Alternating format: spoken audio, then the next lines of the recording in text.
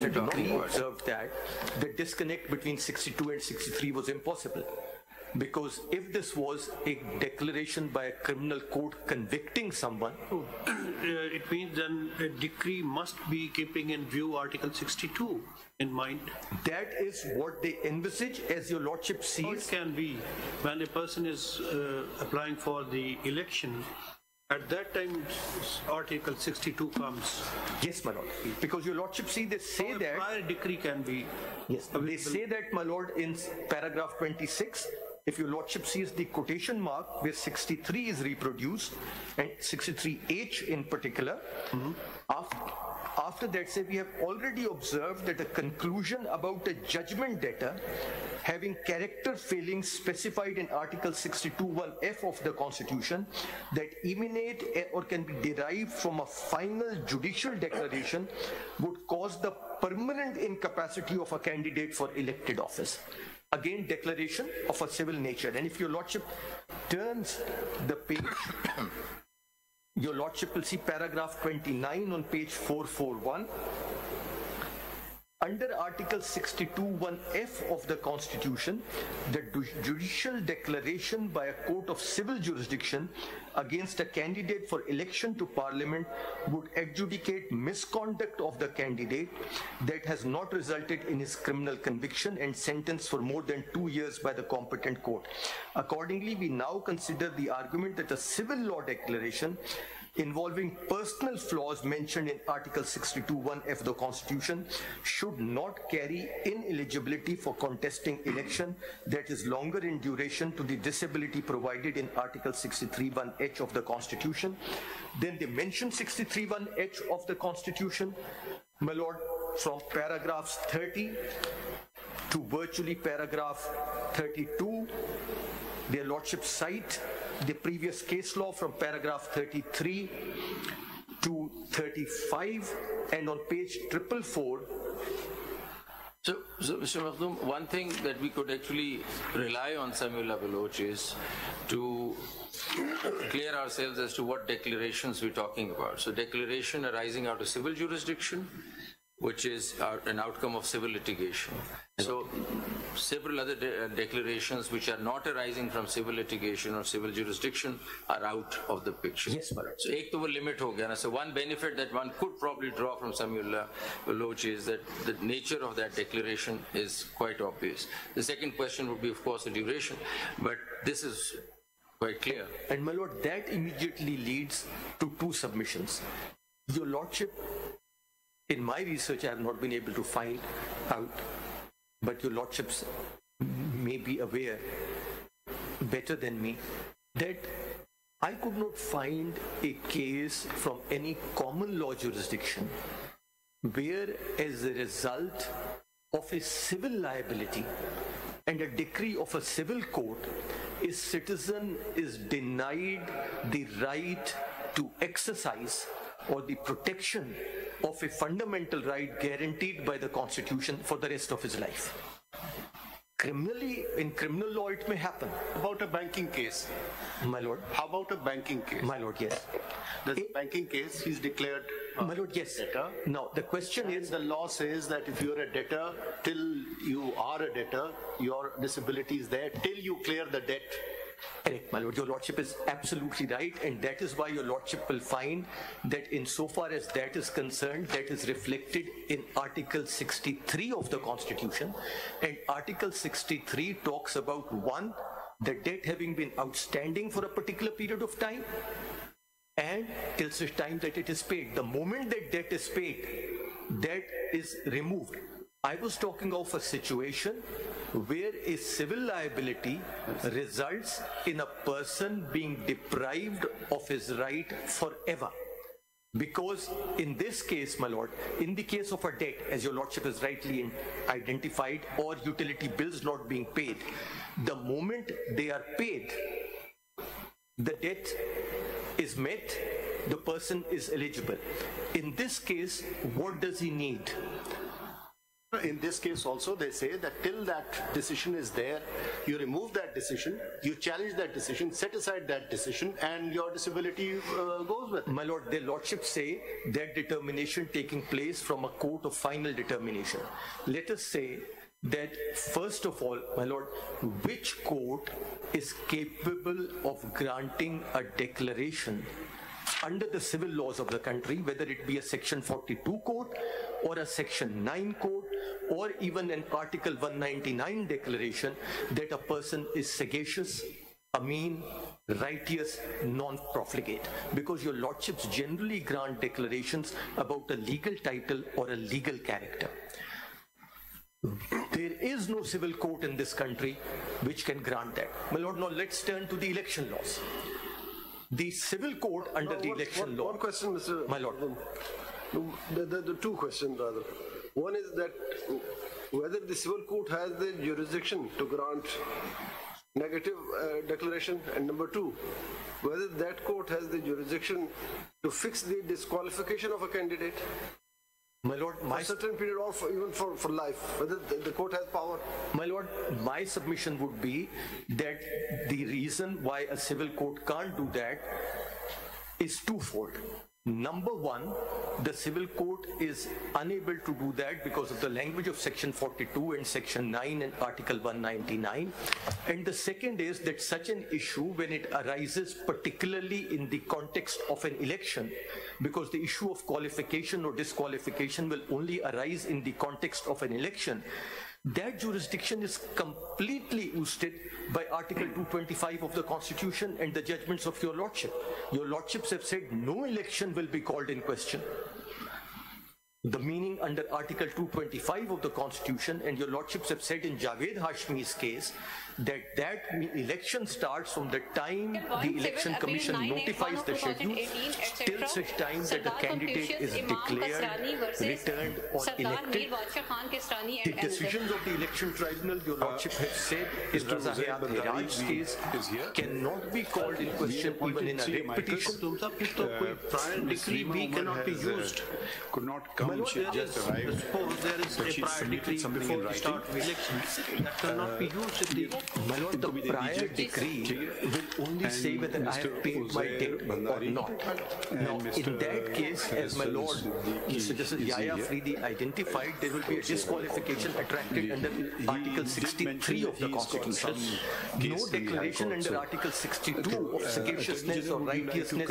My lord, which your lordships, with your vast experience in civil law, which civil court, when passing a decree, even in a banking suit, and says this money is outstanding, then goes on further to declare that this person has ceased to be sagacious, righteous, honest, and Can you just go back, Mr.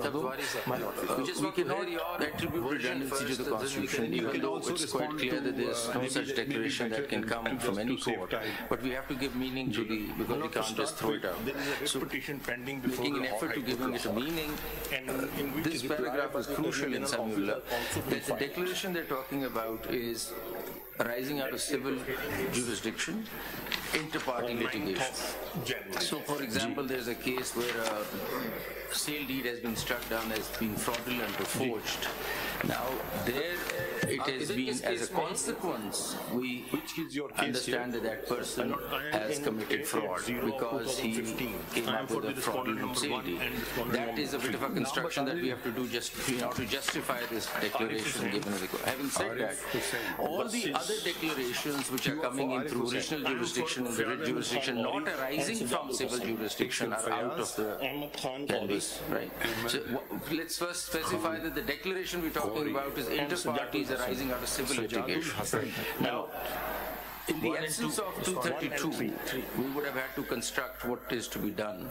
I'm just saying that legislation could, not justifying 232, but legislation could say that for the purpose of election, such a civil, such a decree which is arising out of civil litigation could have a time frame for purposes of election.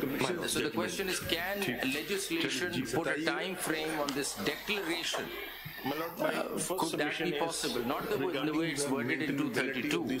My question to you is that all the cases together. First of all, Sabiullah Baloch helps us identify that which declaratory decrees we talk about, which declarations are relevant. Declarations arising out of civil jurisdiction, which are inter-parties. Number one.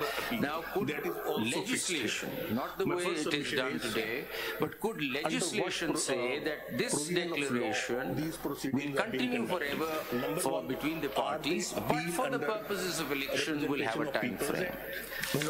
Such a legislation is not the way it is done now in 232, but could such a legislation be possible to say that a declaration inter-parties arising out of civil litigation for the purposes of election would only be for 5 years, even though between the parties it will remain forever till it is set aside, but for the purpose of election?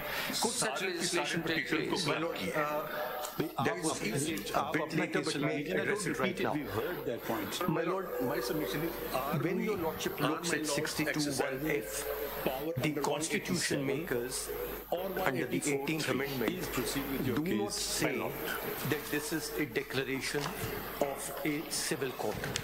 They say, My Lord, I have no declaration to the contrary by a court of law. A criminal court is as much a court of law as a civil court. Now, if your Lordship reads a court of law as a court of law, a court of plenary jurisdiction, that would include courts both on the civil and criminal side which decide cases after recording of evidence. And in that, if your Lordship does that, then 63 and 62 will have to be read together. There's no way one can read them differently. My Lord, may I just preface this a little further? Sure. My Lord, the question has been asked repeatedly, and my Lord, Mr. Yahya Afridi asked that again yesterday. Why have two lists?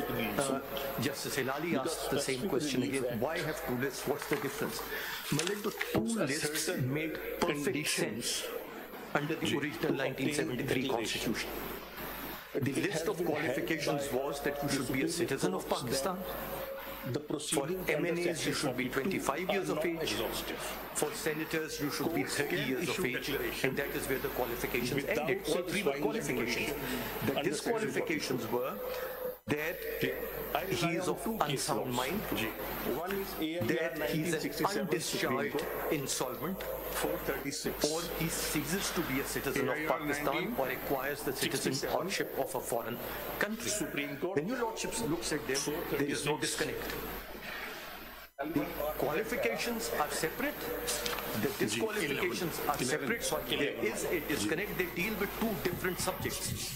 One where a qualification is acquired, one where a qualification is lost in a way, or a disqualification occurs because the person loses sanity, or the person loses citizenship, or a person becomes an undischarged insolvent. The moment the court declares that person as insolvent, then the disqualification is removed. The moment there is a declaration that the person is of sane mind, the disqualification is again removed. The moment the person acquires the citizenship of Pakistan or sheds his foreign citizenship, the disqualification is again removed. The disqualification clarity नहीं आ रही कि 62 Article 62 applies pre-election, post-election, or at any time. My Lord, the way I look at it, election 63 applies at any time. Yes. 62 applies only at the time of election, because he shall not be qualified to be elected or chosen as a member of Majlis Shura. At the time of filing nomination, yes, my Lord. And the person files his nomination and his opposer submits some document before the returning officer that something decree has been passed against him, so he is not eligible to contest the elections. Is it your meaning? My Lord, my submission declaration of law because opposer can file the application. His nomination point should not be accepted because he is not eligible to contest the election. So what is the main interpretation of Article 62, whether it applies at any time, it applies before the election or any time after election? When you looks at 62 and 63 and reads them together, because that's where I was coming to. After 1985, What is the difference between the opening language? The person shall not be qualified to be elected, and if you look to 63, a person shall be disqualified from being elected. There must be some distinction between the framers of the Constitution. If I may interject, Mr. Mahdum Ali Khan, and it may help you to respond to my Lord as well. Somehow, as I see it, we've got bogged down in restricting following the Supreme Court precedents to reading just a particular provision of the Constitution. And we seem to have forgotten the Constitution as a whole. What is the Constitution all about? What does it do? What are the fundamental rights? Article 17, the High Courts are bound by judgments of the Supreme Court. And we are going to there is no particular provision of the Constitution and just reading those and disregarding everything else. We're disregarding the history of Pakistan. We're disregarding the constitutional history of Pakistan in particular. We're disregarding the fact why these amendments were brought into the Constitution. We're disregarding the fact that original Constitution has a greater sanctity than amendments brought there too, unless there are such amendments which enable to serve the people better. For instance, Article 19A, Article 10A. Now, nobody can say that these insertions have taken away something from the people of Pakistan. Rather, they have given something to the people of Pakistan, including Article 25A, compulsory education up to the age of 16. And these are, on the contrary, an insertion into the Constitution, and there has not been one insertion.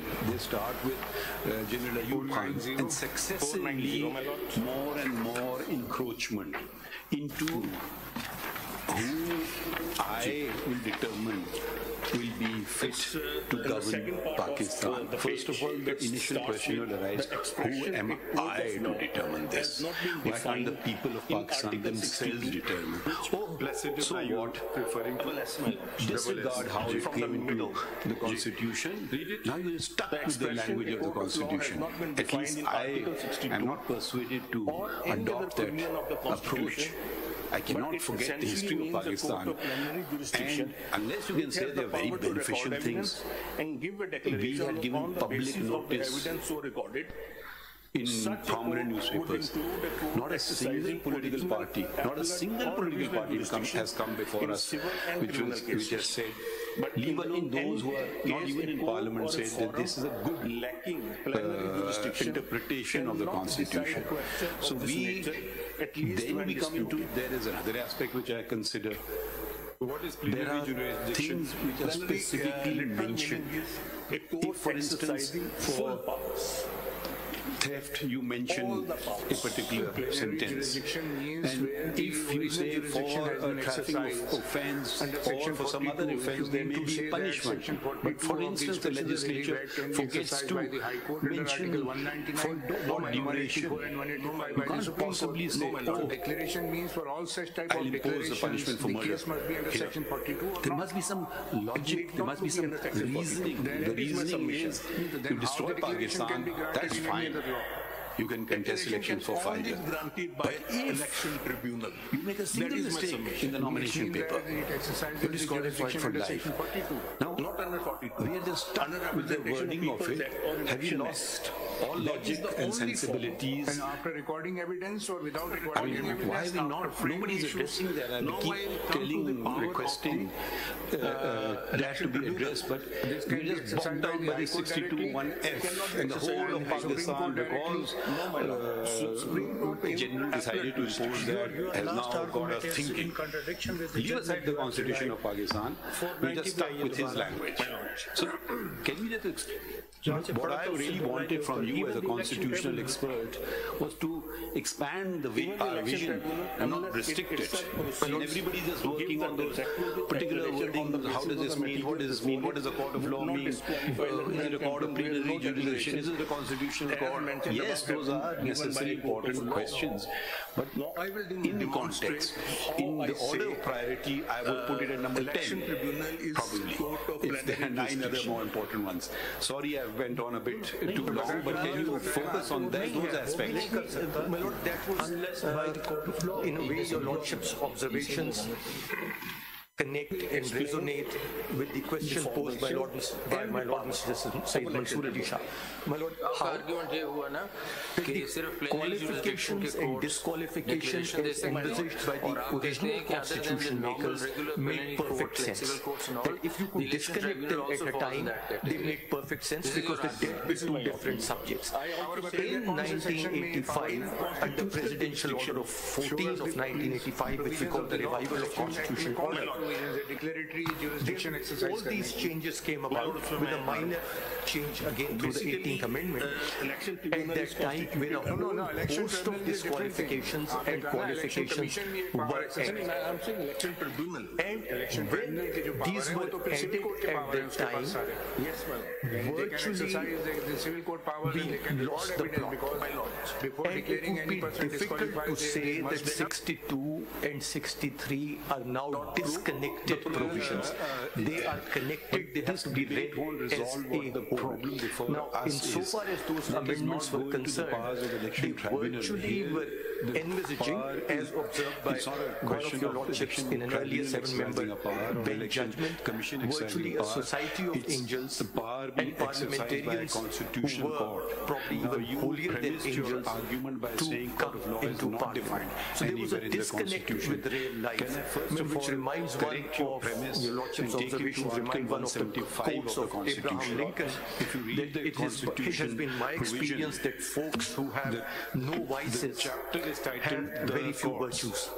So virtually introducing a society of people with no vices and few virtues, but maybe subject to correction. In these qualifications and disqualifications, these very long lists, there is a connection. And the connection is that you cannot read Article 62 without looking at Article 63. And even earlier, you could not read Article 62 and 63 without being conscious of the rights of citizens under Article 17 of the Constitution. This court has always been mindful not to disenfranchise people, that the right of people to form and join political parties is there, and a person has a right to contest elections. 62 and 63 both make inroads to an extent under that fundamental right. The inroads were sensible inroads when it came to the original 1973 Constitution, that we will not allow an insane person to be a member of the Parliament, that we will not allow an undischarged insolvent to be a member of Parliament, we will not allow a person who is not the citizen of Pakistan or is the citizen of another country to be a member of Parliament, that we require that persons should be at least 25 or 30 years of age, being National Assembly or Senate respectively, to be members of Parliament. Constitutional petitions, and none of those make an inroad into Article 17 of the Constitution. So it's an extra jurisdiction conferred by the Superior. And then something has also been said that ordinary legislation is not a substitute for a constitutional amendment. Okay, you bring in a constitutional amendment, we strike it down by the Constitution. So our wisdom is paramount. So we can do whatever we want to, not guided by anything other than our own under the Constitution, which is ideas of morality. Appellate jurisdiction. And that is the submission that 2 things you will not find. You will not find jurisdiction onto the judgment from the common law jurisdiction where jurisdiction on the by Supreme declaration of the court, because this is not a declaration of Parliament, my Lord, Article 63. And you concede that I mean, this is no disrespect to anyone. We cannot. Will you concede that the parliamentarians in Pakistan are the best in the world? The words court of law, which are the best in the world. Surely not. Otherwise, this power should have been mentioned in Article 184 to anybody. Or such powers as can be exercised by High Court under Article 199 for parliamentarians. To say, so we cannot just disregard. If we have this test, and we don't have the best parliamentarians in the world, a civil court under Section 9, it's not even a workable law. If assumed anything else, I mean, it's just words on a piece of paper which I can use for my personal court of law is not defined. projects, I would say. Because I've just read one article. Tomorrow you are honest, you can be declared dishonest. Out, in, it's up to me. And again, I'll just write some few words of English language and that's that. To give an immediate example, the US Supreme Court has a similar requirement. Citizens to extraordinary constitutional jurisdiction. You can physically like we had in the 73 Constitution.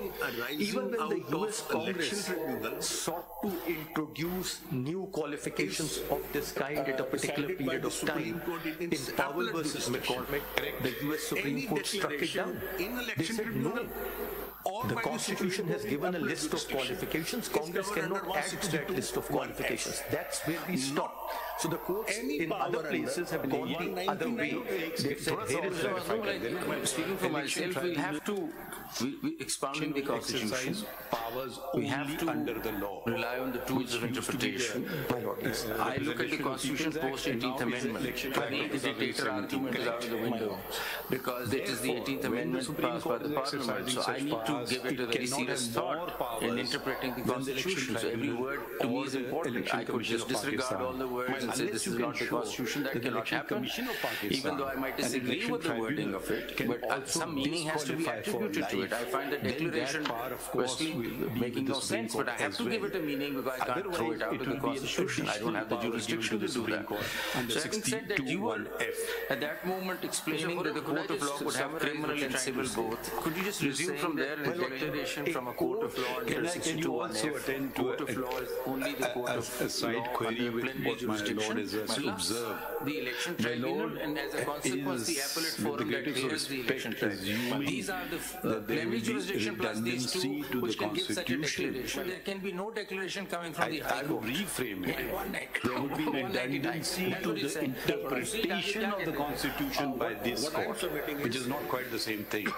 The Constitution does not say that you stand disqualified. We say you stand disqualified. My Lord, if the Constitution had simply said so, end of story, fine, that argument would be. But it is how we interpreted the Constitution has said so. I don't know if that's my point or not. May I as counsel mediate a safer course for myself by saying please, we never mind anything. We're going to first election act first. We bounce ideas, we are thinking clarified. Take the Haal response. Election act section. Be as critical as you want. My Lord, the safer course which I suggest for myself is that when your Lordship looks at the Constitution, It says duties of commission. whether your Lordship looks at it, my Lord, the Chief Justice is looking at it, or my Lord, your Lordship Sayyid Mansoor Ali Shah Sahab is looking at it, there is no redundancy. We come to the point. It is redundancy is created by Samuel Baloch. If your Lordships read the Constitution the way Samuel Baloch reads it, there is redundancy. If your Lordship reads the Constitution, the legislature intended it after the 18th Amendment, there is no redundancy.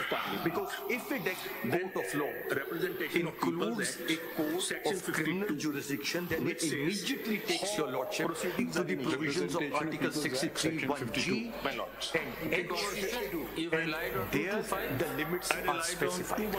Their Lordships then make a further distinction, and that's again Samuel Baloch, that a person who has been convicted has then paid his debt to society, forever suffers the odium of being a convicted criminal, and therefore he is in a different league than from a person who suffers a civil liability. Parliament doesn't make that distinction. The court does. It is the interpretation of the court which is making the Constitution redundant. My Lord, that logic also does not hold. Why it does not hold? My Lord, in criminal law, and my knowledge of criminal law is very, very peripheral, and your Lordship will excuse me for that. But I make a distinction always between conviction and sentence. A person serves out a sentence. A person never serves out a conviction. The conviction remains on his record forever and ever. If he has served even till the rising of the court. So how is the Supreme Court another matter which is pending adjudication in this court? I am of the view, and others of a different view, and I requested for a larger bench to be constituted, and I may be failing my duties not to have done so myself. And so much has been happening, we're working morning to night, was that in a murder case, there are 345 allows compounding of an offense which you're mixing up. There are two views in this court prevailing. One view is it brings the sentence part to an end, it does not efface the conviction. The other view is it effaces the conviction and the sentence both. In a civil suit, even civil court has jurisdiction to debt to society part. Suppose this person commits murder, right? Or and next day reject the claim, secures a settlement with the legal heirs. Where is the debt to society has been paid? It hasn't been paid. He will file nomination papers. Have you been convicted of an offence? Answer would be no. Filing a frivolous. If that interpretation of the Constitution is followed, which says that it effaces the conviction and the sentence, that honestly answer as well. Whereas if the interpretation which I have favor is holds, he will say Commission of Pakistan sentence part will be a different tribunal. So even though he didn't pay debt to society, did not serve 1 day in jail, he still can contest elections in that scenario. So this debt to society argument, I also find a bit fallacious. I guess let's wait for a larger bench on that question. That will take us yet to another argument altogether. For the debt to society argument, already there from the written debt to society argument in the Samuel Baloch case, when your Lordship looks at 63, Mr. Mazaaq, I mean, taking up that argument that you said, court of law could be both. So when it's criminal, then of course 63 gets attracted, but when it is civil, 63 doesn't get attracted, it stays where it is, and we have to deal with it. So there is a declaration which is civil, arising out of original jurisdiction, the way we're looking at it, and it's calling somebody a fraudster. Now the question is, how do we put a time frame on it? There's a decree standing in your face saying that you're a fraudster. Now what do we do with it? How do we treat that degree and think of it that it has a time bound or it doesn't? Because inter-party it probably stays forever. But for elections, should we take a different? Let's come to the time bound question. Time bound question. To some extent, I have started from the day when the decree was passed, or from the day when the elections are called. Because also that there is no dispute to the fact that inter-parties that stays forever. Inter-parties that stays forever. Inter-parties, unless it's set aside, of course. That's true. But for elections, perhaps a different treatment needs to be given. And my lord, how do we do that? For the reason is, Parliament over here, even in the 18th Amendment, doesn't say that the declaration will remain forever. Right. They are silent, and they're silent from D and E and G don't talk about a declaration.